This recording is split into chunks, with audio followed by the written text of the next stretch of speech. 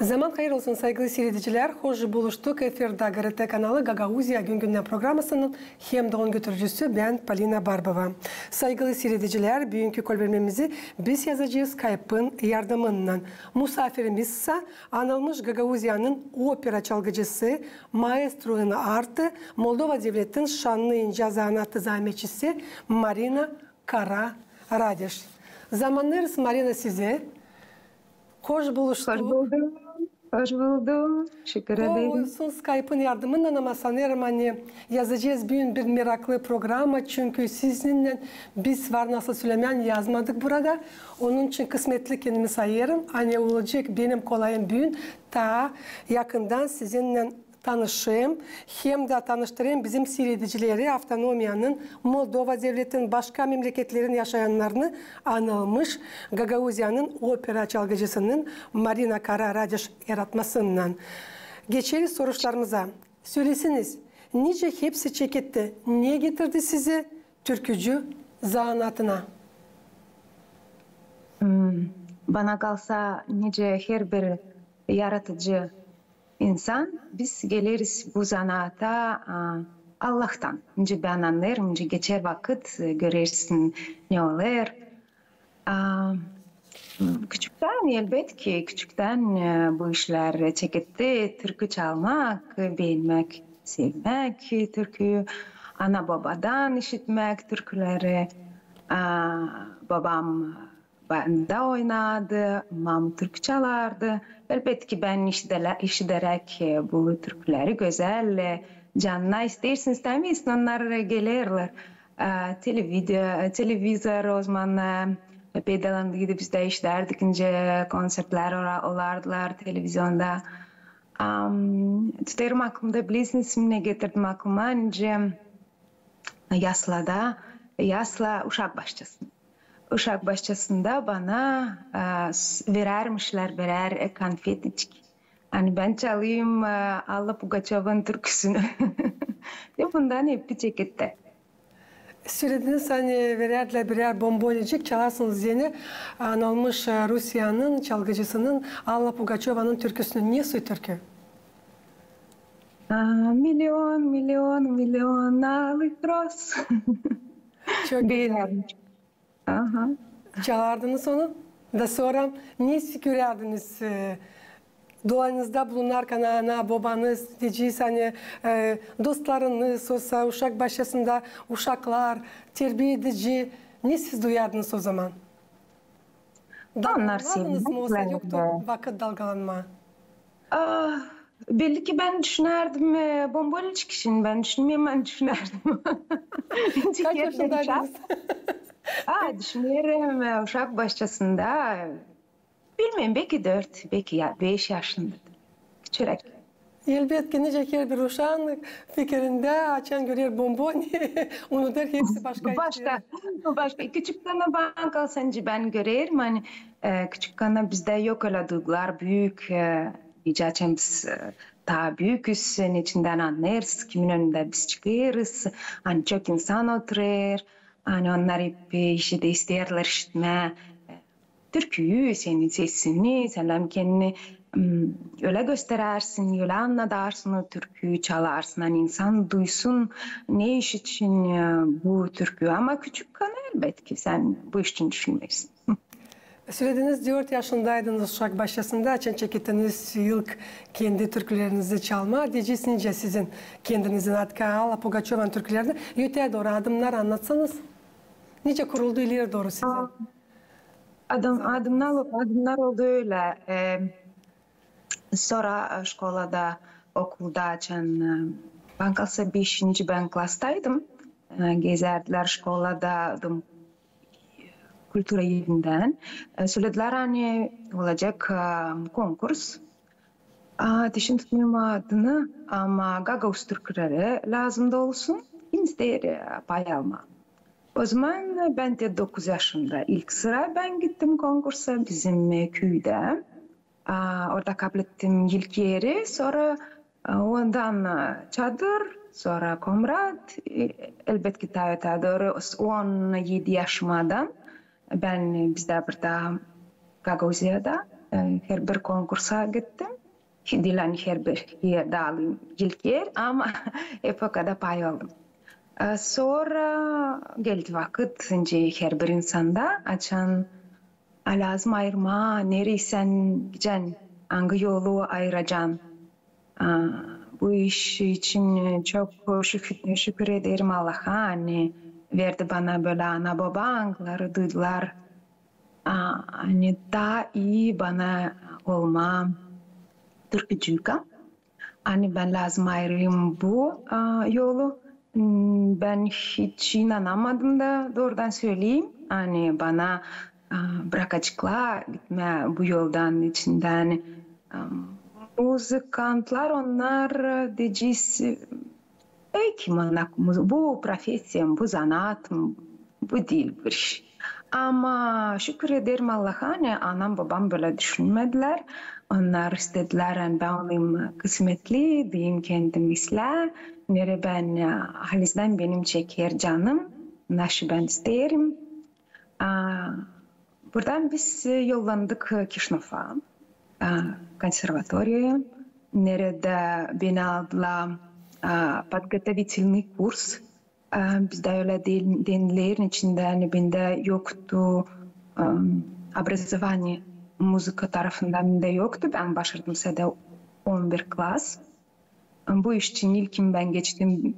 Lazımdı 2 yıl ben öğreneyim подготовительный kursta. Ama öyle oldu hani beni aldılar ilk kurstan daha sonra. Konservatuarda ben öğrendim 5 yıl. Bundan da sonra beni aldılar. Ben geçtim konkurs. Tiyatroya, opera tiyatrosuna, Maria Beşun'un adına.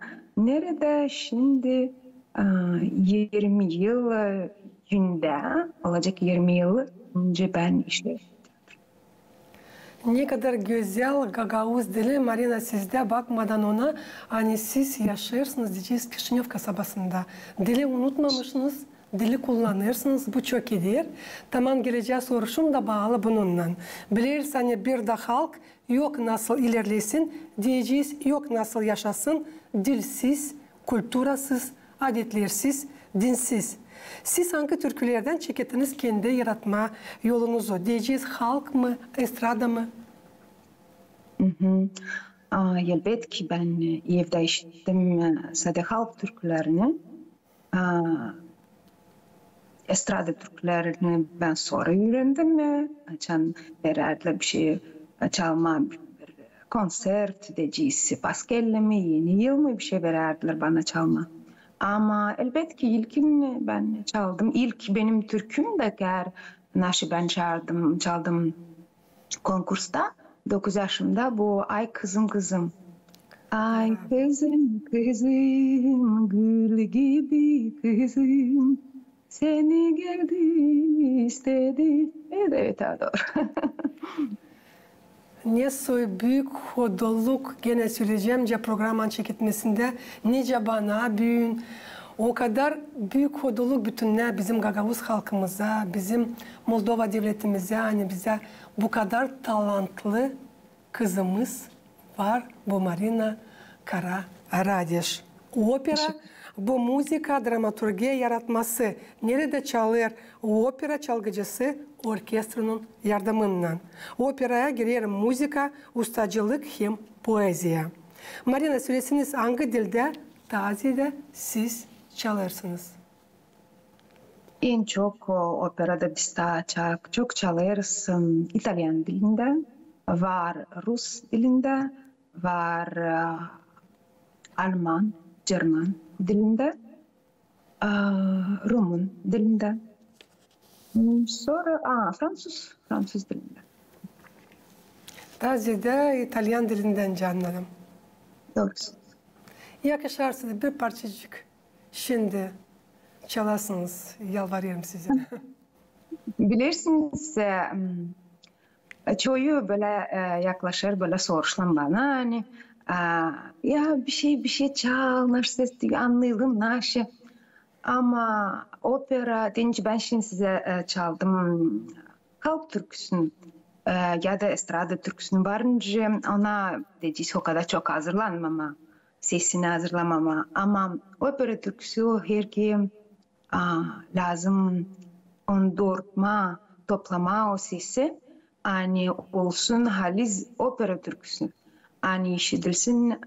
Ne o opera türküsü o bel canto. Bel canto İtalyan dilinden o güzel ses çıkarmak. Ama onu lazım bilme, Salih, ben lazım toplayayım ilkin yarım saat kadar gibi istedim sesimi, 1 saat kadar gibi istedim. Yani, onlar doğrulsun, nere lazım, o ses nerede lazım olsun. Burada ben çek ederim girme değerin yerlere ama niçin istem anlatma, hani niçin yok faydası, ben şimdi savaşayım size çalma, operadan bir şey diker kısada. Niçin de hani sesin lazım ona olsun hazır. Ben kendi sesimi elbette hazırlamadım şimdiden gösterme opera sesimi. Ama insan öyle bilsin, anlasın, görsün, bir ışık duysun ta derinden ne opera. Çünkü inovasyon seri hepsinde var internet diyeceğiz. İnternetin yardımıyla sanırım hani bizim seyrediciler, Gagavuzya'nın, Moldova devletinin, başka dünyanın devletlerin yaşayanların var kolaylıkları seslesinler. Sizin opera türkülerinizi söyleyeceğiz İtalyan ya da başka dillerde. Kusuru yok, hani sizi büyün çalmadınız çünkü siz anlattınız da biz anladık daha derinden. Hani lazım çok vakit hazırlanmadığını. Doğrusunuz. Sağ olun. Çevirip İtalyan dilinden opera bu yaratma. Neyle siz de Marina çok yılların süresinde zanatlanırsınız, hem anglarını açıklarsınız kendi türkülerinizde. Zor hem de cevaplı bir zanat ayırdınız. Angısına lazım pek çok vakit hem kuvvet. Geçip bu kadar yıl türkücü zanatında bizbirli ne söylese çıkışları kendilerinize yine yaptınız. Söylesiniz, bu mu sizin yolunuz yaşamanızda? Elbette. Her bu yol benim, bana kalsa bir örnek var, nasıl size getireyim. Nice ben geldim konservatuarya girmeden ben hiç bilmezdim de. Hani var zanaat, nice opera türkücüsü. Açın ben geldim konservatuarya, ben geldim girme nice estrada türkücüsü, dediğiz halk türküsü. Ama bize söylediler hani artık yok yer. Var nasıl alasınız, vardı öyle akademический vokal, opera zanaat. İsterseniz var nasıl verersiniz dokümentlarınızı. Biz düşündük hani olsun öyle. 1 yıl ben olacağım burada. Sonra ben düşündüm hani sonra ben geçireceğim dokümentlarımı. Nereye ben isterim. Ama nice gösterdi vakit. Ben 1 yılda zanatlanarken opera tarafında, opera sanatçısının ben hiç aklıma da gelmedi 1 yıldan sonra nasıl ben isterdim yapma, nereye ben isterdim geçme. İçinden o kadar bana derin göründü bu zanaat. Yapma, kendi sesini doğrultma, öyle hani olsun tübüle ses. O bir büyük, derin iş ama çok meraklı bana geldi. Bu iş benim hiç aklıma da gelmedi. Nasıl ben istedim 1 yıl geri yapma. Opera çalgıcısı olma diyeni bu pek uzun bir zaman hem de lazım olsun talant da süreceğiz küçüklüğünden. Elbette ki sizde o var. Ama bu yetişmiyor. İleri doğru dini tanıtırma süreceğiz bizim kültürümüzü. Hep kadar lazım insan angaları doğru derler. Diyeceğiz, nice sizi doğrulttular. Var nasıl gün söylersiniz o insanların adlarını hem talaplarını angaları ilk günden durdular. Sizinle beraber angaları doğrulttular size angaları. Alizden uzman size yaptılar. Doğrusunuz. İlk kim ben isterim söyleme o Ivan Vasilievich Kvasnyuk, o benim öğreticim. Kendisi de opera sanatçısıydı. Ondan ben öğrendim niye o opera türküsünü sesi yapmanın içinden o seninle her gün karşılaşardık biz onunla, her gün göz göze onunla buluşardık, o anladardı ne lazım yapma. Ondan ben aldım hep bilmekleri ne lazım opera sanatçısına. Daha doğru ikinci kurstan sonra bir de çekitti adı onun operni klas. Nerede biz kısadan alardık operalardan birer kısacık süjetler nereden varınca biz çalalım 5-10 minut 15'er minut operadan. Orada bizde kimdi? Dirijör beni öğretti Svetlana Georgievna Popova. Aslında çok beni öğretti duyma müzikayı, ne son taşla gösterme insana, ne son ta götürme, hani olsun anlaşılsın ne istersin söyleme, ne istedi kompozitör söyleme bu müzikayla, hangi duygular. İkinci insan hangisi bizde operni klastaydı, Eleonora Konstantinova. O rejisör. Hangisi bize anlattı en ilk basımları ne lazım biz yapalım scenada. Naşı doğru olacak, naşı dil doğru olacak, temeller. Ben çok şükür ederim Allah'a. Hani benim böyle öğreticilerimdi. Angları bana koydular öyle bir temel.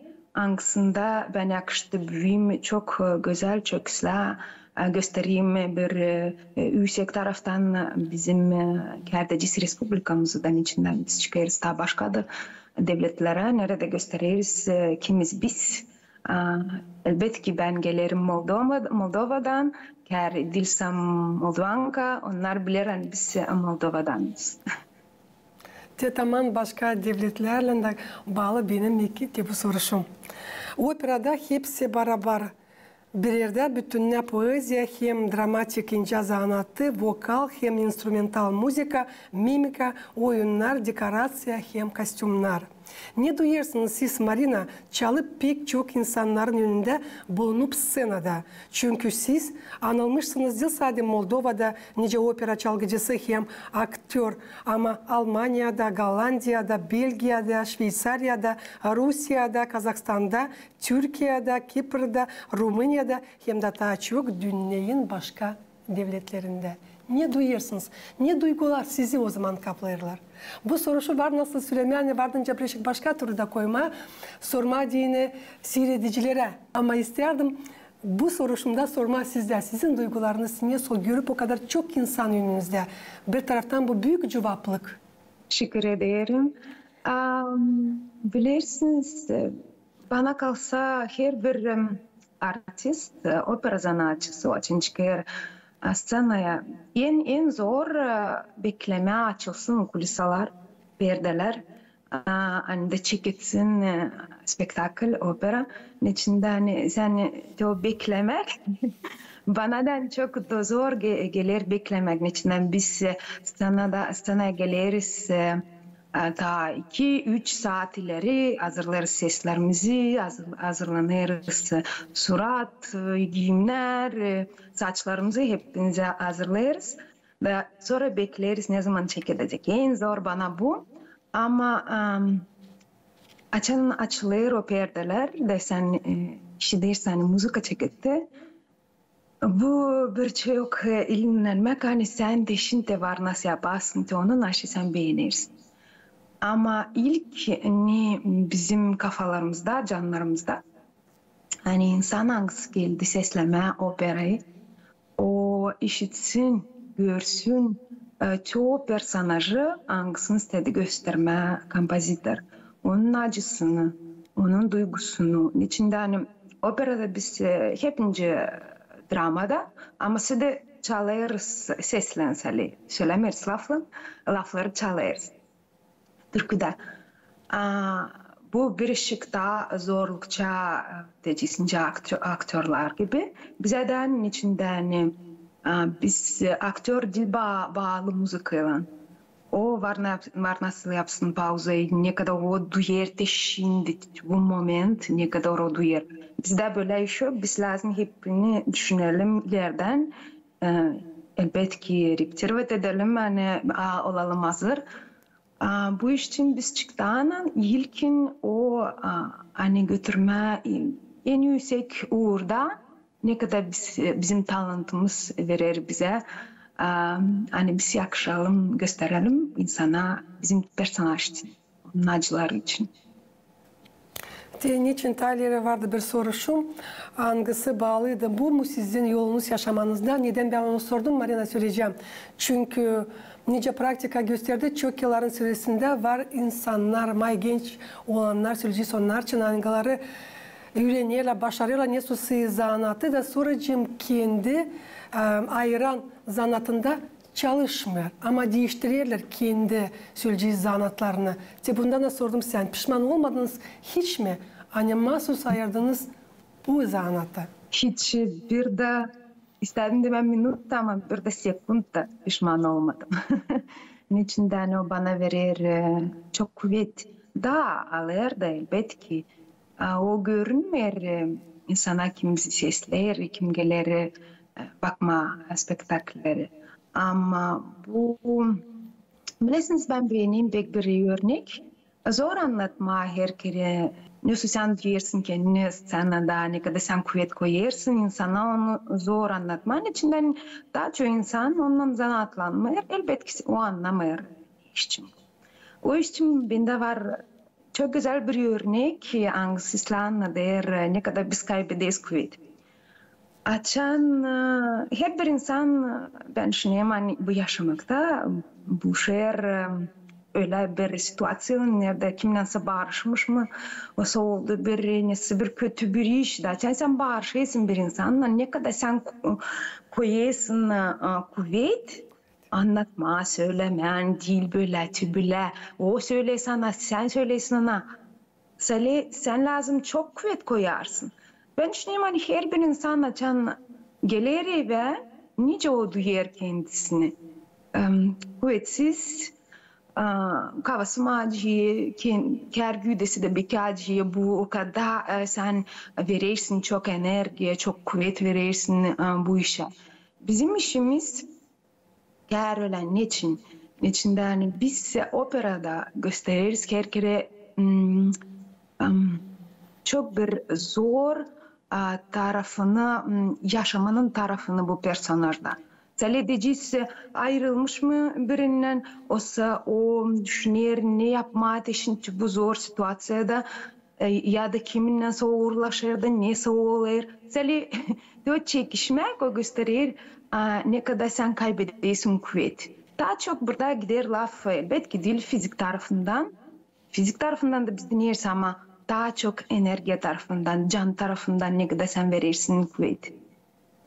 Elbette ki her bir insanın yaşamasında var divizi.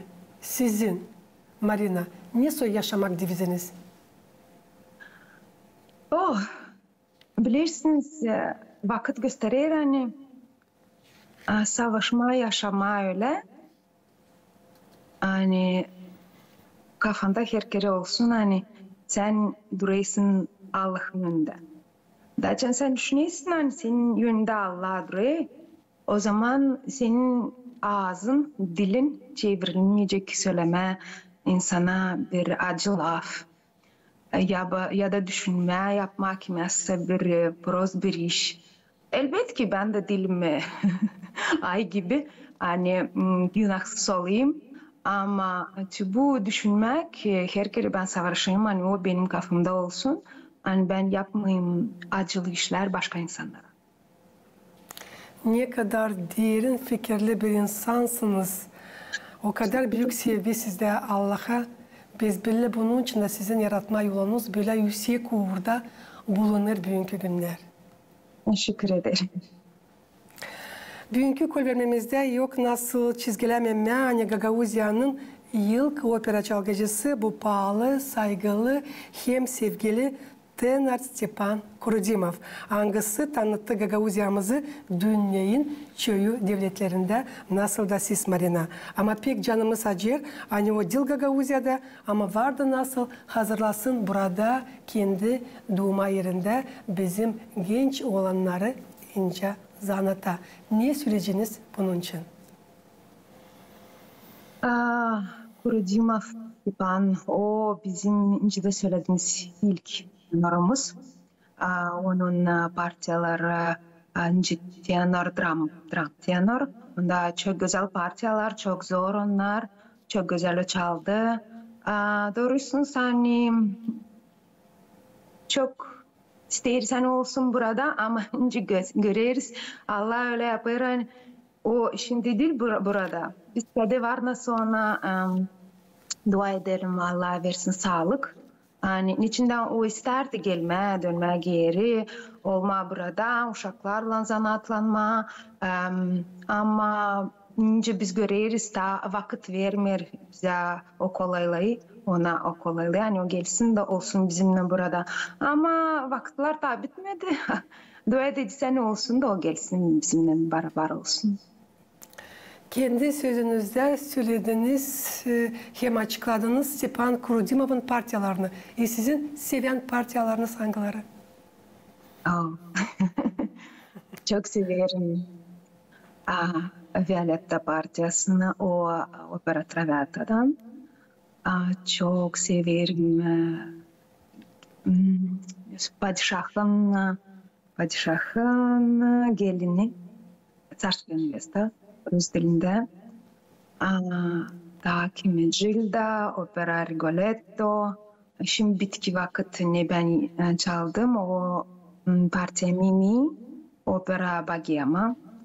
Çok beğenirim. Var da elbette ki parçalar hangilerini ben isteyim çalma. Allah verse olacak. Yok, nasıl sormayın bugün Marina, nasıl geçti 2024. yıl sizin için? Çünkü 2025. yılın sadece 2. ayı çekildi. Bana kalsa çok güzel içinden.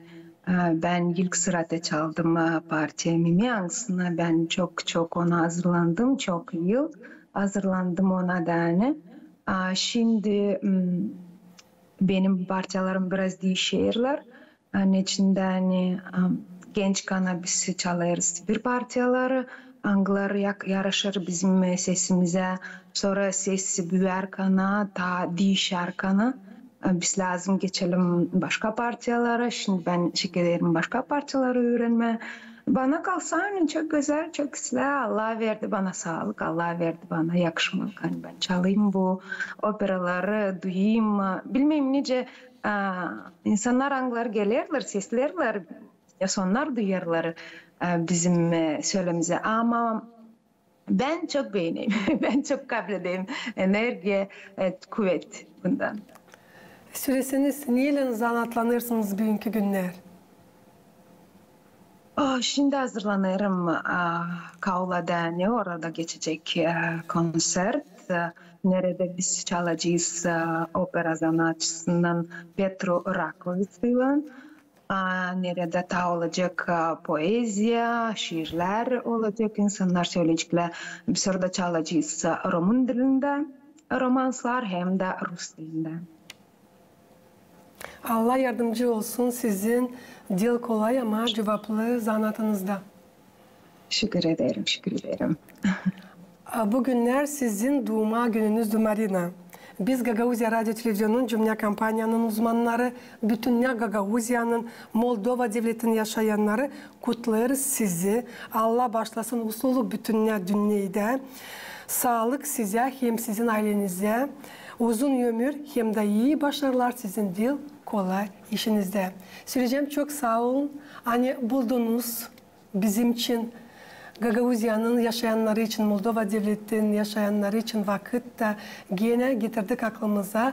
Hani var burada bizde Moldova Devleti'nin yürüyen tarafından bir kız hangisi büyük hodolukla tanıtırır bizim Gagauzya'mızı dünyanın çoğu devletlerinde. Kalın sağlıcakla, iyi başarılar da bir şey söyleyeceğim size. Hem sizin kolay işinize. Teşekkür ederim. Allah korusun sizi hepsini. Sevgili seyredicilerim de Gagauzyan yaşayanları, bizim programımız yaklaştı sonuna. İsteyim tabirse getirmesin aklınıza, hani bugünkü kolbermemizi biz yazdık Skype'ın yardımıyla. Musafirimiz ise anılmış Gagauzyan'ın opera çalgıcısıydı. Maestro Nartı, Moldova Devleti'nin şanlı ince zanatı hizmetçisi Marina Kara-Radish. Kalın bizimle, kalın GRT kanalında.